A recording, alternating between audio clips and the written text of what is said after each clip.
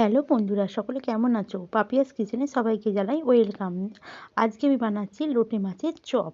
দেখো, তার জন্য প্রথমেই কড়াইতে দিয়ে দিয়েছি তেল, তারপর দিয়ে দিলাম পরিষ্কার করে রাখা লোটে মাছ, দিয়ে দিলাম লঙ্কা আর টমেটো কুচি, দিয়ে দিলাম আদা রসুন বাটা। এরপর একে একে সমস্ত মশলা মানে হলুদ গুঁড়ো, লঙ্কা গুঁড়ো, পরিমাণ মতো নুন দিয়ে ভালো, আর দিয়েছি ভাজা জিরে আর ধনে গুঁড়ো দিয়ে দেখো মশলাটাকে ভালোভাবে মাছটার সাথে ভালোভাবে ভাজা ভাজা করে নিচ্ছি।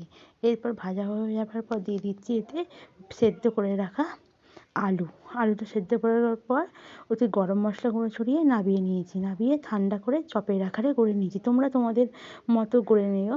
এখানে দেখো আমি বেসন নিয়েছি জোয়ান, লঙ্কা গুঁড়ো, হলুদ গুঁড়ো আর নিয়েছি নুন দিয়ে সামান্য ব্যাটারটা দেখো ঠিক এরকম ঘনত্ব হবে, জল দিয়ে আমি গুলে নিয়েছি। এরপর দেখো কড়াইতে গরম তেল বসিয়ে দিয়েছি, বেসনে ডুবিয়ে এবার চপের মতন করে লাল লাল করে ভেজে তুলে নিলেই রেডি হয়ে যাবে আজকের রেসিপি লোটে মাছের চপ।